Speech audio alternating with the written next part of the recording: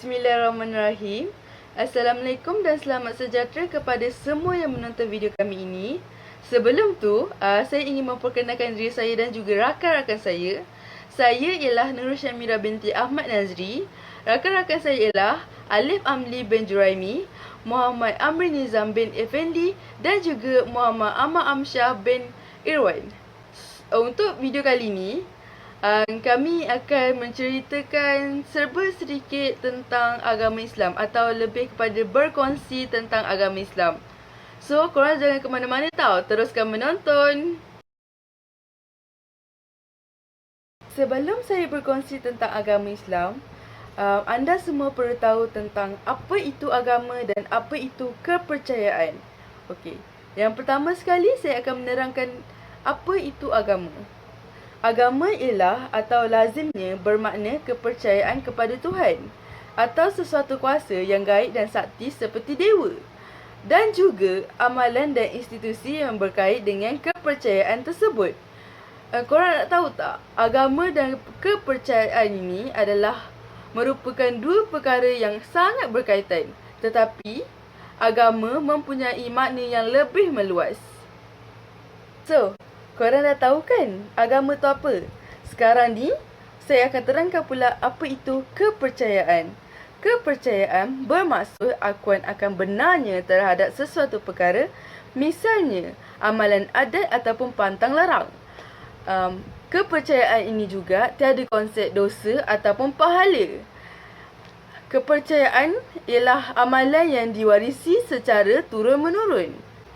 Maksud agama Islam ialah Islam adalah sebuah agama dan diturunkan oleh Allah kepada Nabi Muhammad SAW untuk menyusun dan mengatur kehidupan umat manusia dalam kesemua aspek. Semoga mereka dapat menghayati kehidupan yang mulia, iaitu kehidupan yang cemerlang, gemilang dan terbilang sama ada di peringkat individu dan bermasyarakat di dunia dan seterusnya di akhirat.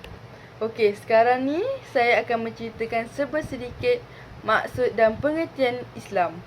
Perkataan Islam ini berasal daripada bahasa Arab, artinya sejahtera dan aman, yang dirujuk dari istilah pula memberi makna menyerah diri kepada pencipta yang maha berkuasa dengan mematuhi segala perintahnya dan meninggalkan larangannya. Okey. Maksud Islam pula ialah agama ciptaan Allah yang lengkap lagi sempurna dengan segala peraturan dan undang-undang yang merangkumi penyusunan kehidupan manusia, baik yang mengenai orang perseorangan, kekeluargaan, kemasyarakatan dan kenegaraan, sekaligus menghubungkan manusia dengan Tuhan dan manusia dengan alam sejagat, bagi menjamin kesejahteraan, keselamatan dan kesempurnaan di dunia dan di akhirat. Seperti yang korang tahu, Malaysia ini merupakan negara yang beragama Islam. Majoritinya, mereka terdiri daripada kalangan orang Melayu. Mereka ni berada dalam keadaan yang cukup rapat, malahan kelihatan bagaikan sebati hubungannya, dan ia merupakan sesuatu yang amat sensitif dalam kehidupan seharian mereka. Dengan itu, Islam kepada orang Melayu khususnya adalah sentiasa berada dalam keadaan yang cukup relevan. Sesungguhnya, Islam bagaikan sinonim dengan orang Melayu. Sebagai contoh, dalam kehidupan politik orang Melayu, misalnya adalah dapat diperhatikan dengan cukup jelas bahawa mana-mana parti politik yang mengenepikan agenda Islam dalam perjuangan dan misinya akan diketepikan dan menjadi tidak relevan kepada orang Melayu. Mereka ternyata tidak dapat menerima parti politik yang tidak memperjuangkan kepentingan dan masa depan agama yang mereka sedang anuti sekarang. Okeylah korang, sampai di situ sajalah saya terangkan tentang agama Islam. Yang selebihnya, rakan-rakan saya akan sambung. Yang penting, korang teruskan menonton dan jangan ke mana-mana tau. Assalamualaikum warahmatullahi taala wabarakatuh. Saya Alif Amli bin Juraimi. Hari ini saya akan menceritakan sedikit mengenai mazhab yang menjadi aliran kepada umat Islam di dunia maupun di Malaysia. Sebelum itu, saya akan menjelaskan kepada anda semua apa itu mazhab. Mazhab dari sudut bahasa bererti jalan. Dalam Islam, istilah mazhab secara umum yang digunakan untuk dua tujuan, dari sudut akidah dan dari sudut fiqah. Mazhab akidah ialah perkara yang bersangkut paut dengan soal keimanan, tauhid, qada dan qadar, hal gaib, kerasulan dan sebagainya. Antara contoh mazhab-mazhab akidah Islam ialah mazhab Syiah, mazhab Khawarij, mazhab Mu'tazilah dan mazhab Ahli Sunnah wal Jamaah. Setiap daripada kumpulan mazhab ini mempunyai mazhab-mazhab fiqahnya yang tersendiri. Mazhab fiqah ialah mazhab berkaitan dengan soal hukum hakam, halal haram dan sebagainya. Contoh mazhab fiqah bagi Al-Sunnah wal Jamaah ialah mazhab Hanafi, mazhab Maliki, mazhab Al-Syafi'i, mazhab Hanbali. Sebenarnya, mazhab-mazhab dalam Islam adalah banyak kerana ulama'-ulama' yang berkemampuan terdiri daripada sahabat-sahabat Nabi, para tabi'in dan al-tabi'in yang mempunyai cukup syarat-syarat dan keperluan berijtihad adalah ramai. Tetapi, mengikut pendapat ulama', bahawasanya mazhab yang muktabar yang boleh dibuat pendapat dan beramal untuk umum cuma 4 mazhab saja, iaitu mazhab Hanafi, mazhab Maliki, mazhab Hanbali dan mazhab Syafi'i. Ini kerana keempat-empat mazhab ini ada mempunyai peraturan, kaedah-kaedah dan panduan yang sempurna lagi lengkap yang ditulis oleh mereka dalam kitab-kitab mereka. Ada juga mazhab-mazhab yang lain selain daripada mazhab yang 4 ini, tetapi tidaklah begitu terkenal dan lengkap dan tidak mempunyai kaedah-kaedah usul yang dibukukan. Seterusnya, saya akan menjelaskan kepada anda semua satu persatu daripada 4 mazhab ini. Yang pertama, mazhab Hanafi. Mazhab ini diasaskan oleh Imam Abu Hanifah yang juga nama penuhnya oleh Nu'man bin Sabit. Dilahirkan pada tahun 80 Hijrah. Beliau terkenal sebagai seorang alim dalam ilmu fiqh di negeri Iraq. Dan beliau juga dikenali sebagai ketua ahli fikir. Golongan cerdik pandai pada masa itu menyifatkan beliau sebagai akal dalam ilmu pengetahuan. Mazhab ini diamalkan di kalangan orang Islam ahli sunnah wal jamaah di Mesir, Turki, Subbenua, India, Tajikistan, Iraq dan Afrika Barat dan negara-negara lain. Mazhab ini juga merupakan mazhab tertua dan terbesar dengan 30% pengikut. Yang kedua, mazhab Maliki.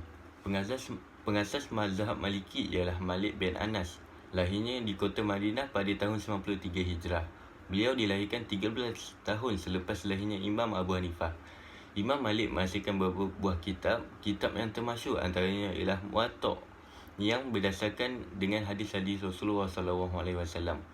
Mazhab ini berbeza daripada 3 mazhab yang lain kerana terdapat tambahan sumber rujukannya, iaitu Al-Quran, hadis, ijma', qiyas dan amalan orang Islam Madinah pada zamannya.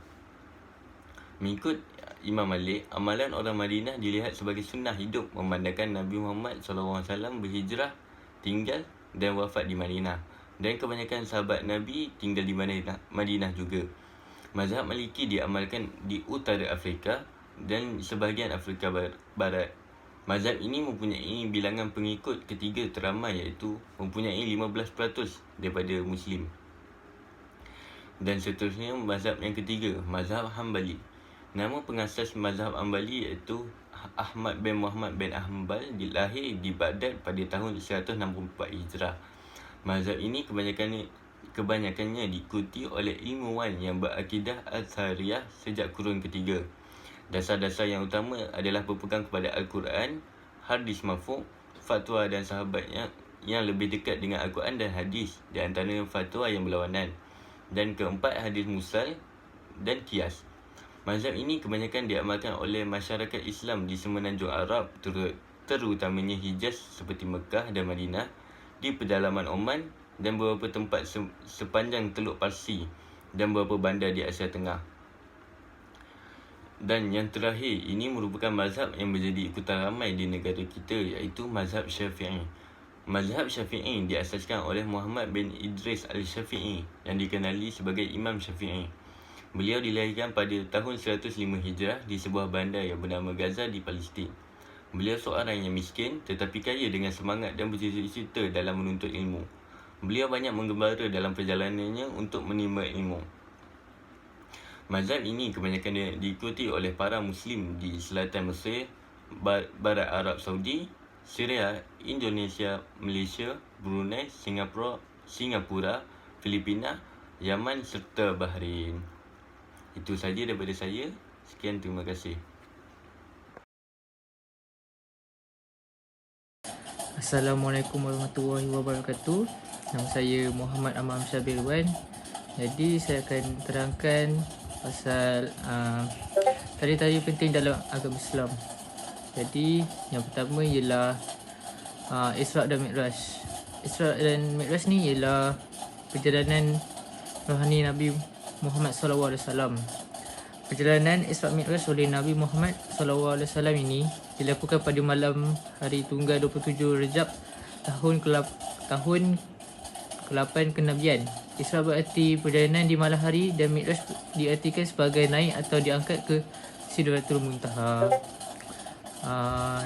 Yang kedua pula ialah Nuzul Al-Quran. Apakah itu Nuzul Al-Quran? Nuzul Al-Quran ini ialah penurunan kitab suci Al-Quran, di mana kitab suci Al-Quran ini diturunkan di Gua Hira pada 17 Ramadan ataupun 6 Ogos 610 Masihi. Okey. Lepas itu ialah Maulidur Rasul. Maulidur Rasul itu ialah hari di mana hari kelahiran baginda Nabi Muhammad SAW. Okey. Lepas itu 1 Syawal. Ini adalah tari-tari yang ditunggu-tunggu oleh umat Islam iaitu hari raya puasa ataupun hari raya Aidilfitri. Okey. Akhir sekali 10 Zulhijjah iaitu hari raya Korban ataupun hari raya Aidil Adha. Hari raya Aidil Adha ini adalah untuk mengikuti peristiwa di mana ada satu Nabi ni mengorbankan anaknya. So jadi kita sebagai umat Islam pada hari itu kita akan korbankan lembu untuk menyembelihnya. Itu saja daripada saya.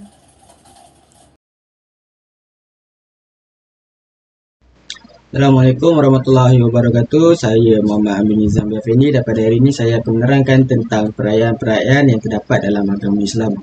Seperti yang kita tahu, dalam agama Islam ni terdapat banyak perayaan yang disambut, tapi ada dua perayaan utama yang disambut oleh semua umat Islam di seluruh dunia, iaitu Hari Raya Aidilfitri dan juga Hari Raya Aidil Adha. Okay. Untuk Hari Raya Aidilfitri, Hari Raya Aidilfitri ni disambut pada setiap 1 Syawal pada tahun Hijrah, 1 Syawal setiap tahun Hijrah. Hari Raya Aidilfitri juga disebut nama lainnya ialah Hari Raya Puasa, Hari Raya Fitrah dan Hari Lebaran. Hari Raya Aidilfitri ni disambut sebagai tanda kemenangan setelah umat Islam berpuasa selama sebulan pada bulan Ramadan. Untuk menentukan cara telah tibanya hari raya ni ataupun Hari Raya Aidilfitri ni pada hujung-hujung bulan Ramadan macam tu, nanti ada ahli-ahli yang pakar akan ditentukan dengan dua cara, iaitu ruqyah ataupun hisab. Ruqyah ini ialah dengan cara melihat anak bulan dekat langit. Yang kedua ialah hisab, iaitu kiraan tarikh mengikut kalender hijrah. Okey. Untuk perayaan Aidilfitri ni, dia juga merupakan menandakan tamat tempoh untuk seseorang itu mengeluarkan zakat. Okey. Untuk seorang itu mengeluarkan zakat, dia mestilah melakukan sebelum bermulanya solat sunat Hari Raya Aidilfitri. Okey, apabila start dia solat sunat tu, maksudnya dah tak boleh bagi zakat. Okey. Oleh itu, sebab tu jugalah solat sunat Aidilfitri ni dia dilambatkan sedikit. Maksudnya pagi tu dia akan bertakbir dan bertahmid, dia panjang sikit daripada Hari Raya Aidil Adha, sebab untuk nak bagi peluang dekat insan-insan yang tak sempat nak keluarkan zakat ni menunaikan kewajipan mereka. Apabila hari raya ni dah ditentukan, maksudnya dah official, esoknya adalah Hari Raya Aidilfitri. Malam tu lepas berbuka puasa hari terakhir, umat Islam ni akan bertakbir, bertahmid dan memuji kebesaran Allah. Bermulanya terbenam matahari hari terakhir Ramadan sehingga start solat sunat Aidilfitri. Sepanjang tempoh tu umat Islam ni akan bertakbir dan bertahmid lah. Okey. Hari Raya Aidilfitri ni dekat Malaysia ni dia terkenal sangat dengan simbolnya iaitu ketupat. Okay, kalau hari raya je mesti ada ketupat. Okay, ketupat ni dia nasi yang dikukus, lepas tu dia yang dianyam dengan daun kelapa ataupun ada setengah orang menggunakan daun palas. Ketupat ni juga lepas dah siap kukus tu, dah masak, biasanya dihidangkan dengan rendang. Ataupun ada jodoh-jodoh lain dalam apabila hari raya ni ialah lemang, dodol, lontong dan juga paling penting kuih raya. Okay. Apabila hari raya Aidilfitri ni dekat Malaysia ni terdapat beberapa amalan-amalan lazim ataupun aktiviti-aktiviti yang setiap tahun mesti ada, iaitu pada setiap pagi raya lepas solat sunat Aidilfitri tu nanti satu keluarga akan berkumpul, lepas tu masing-masing bermaaf-maafan antara satu sama lain. Dan amalan yang paling boleh dikira tradisi juga dalam masyarakat Melayu Islam dekat Malaysia ni ialah amalan memberi duit raya. Okay, amalan memberi duit raya ni memang tak boleh ditinggalkan sebab memang dah jadi tradisi dan kebiasaan kepada masyarakat dekat Malaysia ni. Okay, selain itu dalam bulan puasa, bulan Syawal ni, sebulan ni akan terdapatnya banyak rumah-rumah terbuka. Rumah-rumah terbuka ni nak bagi makan dekat orang-orang, mengumpulkan kawan-kawan, family apa semua untuk mengeratkan lagi silaturahim antara satu sama lain. Okay, next. Lepas habisnya hari raya Aidilfitri ni, umat Islam akan menjalankan kehidupan macam biasa sehingga tibanya bulan Zulhijjah. Okay. Dalam bulan Zulhijjah ni, time ni lah terjadi adanya perayaan Hari Raya Aidil Adha, iaitu hari raya perayaan antara kedua terbesar dalam masyarakat Islam. Okey. Hari Raya Aidil Adha ini juga dikenali sebagai Hari Raya Korban ataupun Hari Raya Haji. Okey, dia disambut pada 10, 11, 12 dan 13 Zulhijjah setiap tahun Hijrah. Okey, Hari Raya Aidil Adha ni bermula dengan takbir pada malam 10 Zulhijjah tu. Okay, lepas tu dan diikuti dengan solat sunat dan khutbah pada pagi esoknya, iaitu pagi 10 Zulhijjah. Selepas menunaikan solat sunat Aidil Adha, umat-umat Islam akan menunaikan ibadah korban pada 10, 11, 12, 13 tu, iaitu pada hari raya haji tu, ataupun dikenali sebagai hari tasyrik. Okay. Kenapa hari raya Aidil Adha ni dia dianggap istimewa? Sebab hari raya Aidil Adha ni dia memperingati kisah pengorbanan Nabi Ibrahim dan juga Nabi Ismail dalam mentaati perintah Allah Subhanahu Wa Taala. Okey, hari raya Aidil Adha ni juga macam tadi, kalau hari raya Aidilfitri, solat sunat hari raya tu dilambatkan sebab nak bagi peluang orang bayar zakat. Tapi kalau untuk hari raya Aidil Adha, dia dicepatkan untuk memberi lebih banyak masa selepas solat tu untuk menunaikan ibadah korban. Seperti yang kita tahu, ibadah korban ni memang banyak kerja, iaitu kita nak kena sembelih kambing, sembelih lembu. So satu lembu tu kita perlukan 10 orang, 20 orang untuk tahan kita nak sembelih dia kan, sebab besar kan. Lepas tu umat Islam juga selain tu, umat Islam juga akan menunaikan rukun Islam yang kelima. Rukun Islam yang kelima iaitu menunaikan haji di kota Mekah. So kalau siapa yang tak berkesempatan atau tak berkemampuan untuk melakukan ibadah haji di Mekah, mereka cuma melakukan ibadah korban sajalah dekat tempat masing-masing. Tapi kalau yang berkemampuan dan berkesempatan dapat pergi ke Mekah tu, diorang akan tunaikan haji dekat Mekah dan melakukan ibadah korban kat sana. Okey, sekian sahaja daripada kami. Diharapkan setiap penjelasan yang diterangkan oleh kami dapat anda fahami dengan mudah. Okey, sekian, terima kasih.